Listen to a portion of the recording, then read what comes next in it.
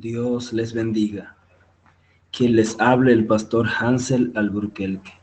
Esto es Iniciativa 365. En esta oportunidad estaremos considerando el capítulo 12 del libro de Éxodo, donde vemos un maravilloso relato o historia de salvación, de redención, de amor, misericordia y juicio. Y es que vemos el relato de la primera Pascua inaugural para el pueblo de Israel. Y es que la Pascua es para Israel lo que el día de la independencia es para una nación. Y es que la Pascua es un símbolo profético de la muerte de Cristo, de la salvación y del andar por fe a partir de la redención. En este relato de la Pascua, Dios le instruye a su pueblo a través de sus mensajeros, Moisés y Aarón, que deben apartar un cordero para el sacrificio, para encontrar allí salvación. Deben tener pan sin levadura y deben de tener hierbas amargas. Y es que vemos varios principios que son de gran relevancia e instrucción para nosotros. Y es que el animal para el sacrificio debía de ser un cordero macho de 1 año. Es decir, este cordero debía de ser uno plenamente desarrollado en su vida. Esto indica un cordero adulto. Y precisamente esto nos lleva a la reflexión con relación a la persona de Cristo, precisamente que no desarrolló su ministerio hasta que llegó a una etapa de edad completa y totalmente adulta. No solo esto, sino que 1 año es la plenitud de vida de un cordero. Jesús también. Jesús fue un cordero que tenía un estado y condición eterna de plenitud. El cordero también tenía que ser sin tacha, sin mancha alguna, sin ninguna herida, para asegurar que él mismo fuera sacrificado siendo un cordero perfecto, intachable, sin mancha. Y esto nos lleva a la reflexión con relación a la persona de Cristo, nuestro Cordero sustituto, que de igual manera Jesús era impecable y fue probado durante 40 días en el desierto, y este Cordero de los israelitas debía de ser separado durante 4 días, de forma que allí inmolado pudiera observarse que no tuviese verdaderamente ninguna mancha o tacha o imperfección. Jesús de igual forma fue inmolado porque fue preparado desde la eternidad, fue destinado desde la eternidad para morir como cordero de salvación que quitaría el pecado del mundo.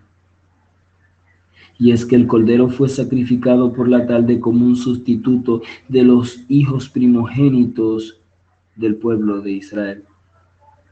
¿Sabes qué?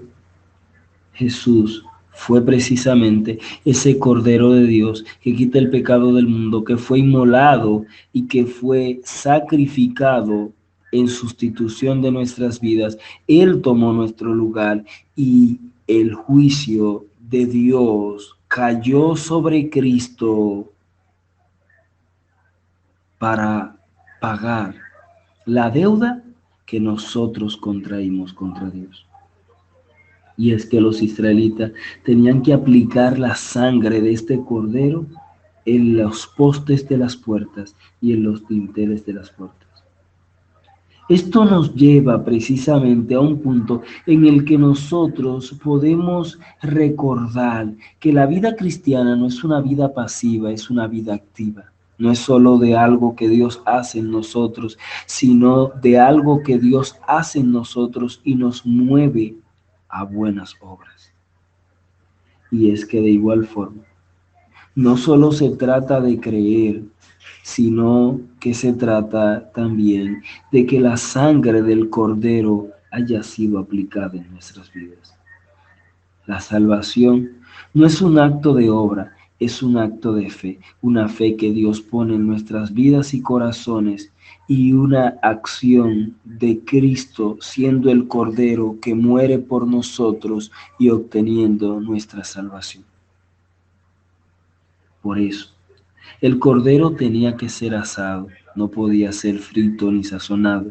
Esto indica que no podía ser contaminado por ninguna otra cosa. Tampoco este cordero debía de ser guisado, debía de ser cocinado a la plancha. Y esto, entonces, tiene que ver con el hecho de que el cordero debía de ser totalmente cocinado. Esto nos recuerda el acto de Cristo en la cruz, que clamó en su último suspiro y dijo, consumado es. La obra ha sido total y completamente hecha. El sacrificio ha sido pagado completamente. Y es importante que nosotros recordemos esto. El sacrificio por nuestra salvación fue hecho completamente. No hay un espacio para algo que nosotros podamos hacer para ganar la salvación. Él la ganó por nosotros. No hay algo que yo pueda hacer para pagar el precio de la salvación, porque el precio pagado en la cruz del Calvario fue un precio consumado. Esto indica que el valor de la sangre derramada en la cruz del Calvario tiene el valor suficiente para salvarme y librarme del poder de la muerte, así como la sangre vertida en los postes y dinteles de las puertas del pueblo de Israel también les libró a ellos de la muerte y les libertó de la esclavitud de Egipto. El creyente entonces debe de estar preparado como el pueblo de Israel. La carne, las hierbas amargas y el pan sin levadura debía de ser comido de pie. Esto les recordaría a ellos que ellos eran extranjeros y que debían de moverse y que esa no era su residencia. Es importante que al tomar la cena del Señor, nosotros recordemos no solamente que Cristo nos salvó y nos libertó del poder del pecado, no solo que Cristo tomó nuestro lugar en la cruz del Calvario, no solo que el precio ha sido pagado, no solo que hemos encontrado salvación y no solo que la muerte no tiene poder sobre nuestras vidas. Además de todo eso, debemos recordar que Cristo volverá y somos extranjeros en este mundo.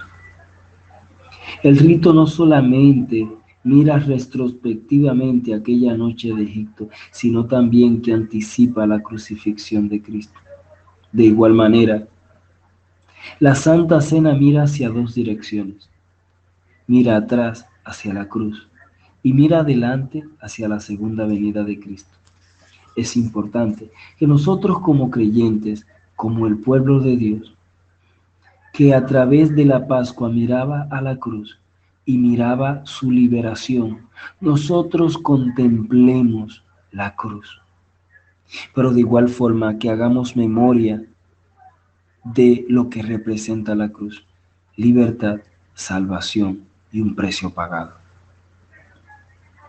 Esto nos debe de llevar a un punto, y es que la muerte de los primogénitos de Egipto marca un principio de juicio y salvación. Dios es un Dios de juicio porque Él no pasa por alto el pecado. Es un Dios de salvación porque Él es alguien que ha hecho una hazaña indescriptible para salvar a aquellos que Él ha amado. Los egipcios incluso entregaron sus alhajas de oro y de plata a los hijos de Israel cuando se lo pidieron, pues sentían que estaban bajo una sentencia de muerte y le entregaron todo lo que ellos pidieron. Claro, esto no fue robo, ya que los egipcios estaban conscientes que los israelitas no volverían más a Egipto. En segundo lugar, esto era parte de la justicia de Dios por el maltrato, el abuso y los pagos no remunerados durante el tiempo que ellos tuvieron allí en Egipto. Pero también debían de comer hierbas amargas. Las hierbas amargas traen a la memoria el amargo sufrimiento que ellos experimentaron en Egipto. De igual forma, las hierbas amargas deben de recordarnos a nosotros las grandes dificultades y sufrimientos que nosotros pasamos antes de que Cristo nos rescatara del mundo y del pecado. Ahora, tracemos un paralelo entre el éxodo de Egipto y la salvación provista por Jesucristo. Pues, puede compararse a Egipto con el mundo, puede compararse a Faraón con Satanás, a la esclavitud con la servidumbre del pecado, y a los medios de liberación, las plagas y la Pascua con el poder convincente del Espíritu y con la sangre de Cristo respectivamente. Y es que realmente lo que Cristo hizo por nosotros no es muy distinto a lo que Dios hizo por el pueblo de Israel. Realmente lo que Cristo ha hecho por nosotros es algo extraordinario. En el pueblo de Israel había un animal inocente que no tenía culpa de pecado y fue sacrificado. Jesús también fue un cordero inocente, sin culpa, sin pecado, que debía de ser sacrificado. La gran diferencia con Cristo y con el animal que es sacrificado en el pueblo de Israel es que este animal no tenía conocimiento de su muerte. Sin embargo, Cristo vino a este mundo voluntariamente, teniendo conciencia del alto sacrificio que él tenía o iba a hacer, del dolor, del sufrimiento, de la tortura que atravesaría. Pero a pesar de esto, Cristo no rehusó el entregar su vida para salvar nuestras vidas. Este relato de Hechos capítulo 12 debe de llevarnos a reflexionar con relación al alto precio pagado por nuestras vidas, lo que Dios ha hecho en favor de nosotros, el precio pagado por nuestras vidas y la forma en que nosotros estamos respondiendo a ese gran sacrificio que se hizo por nosotros. Que Dios nos ayude a valorar el sacrificio del Cordero de Dios. En el nombre de Jesús. Amén y amén.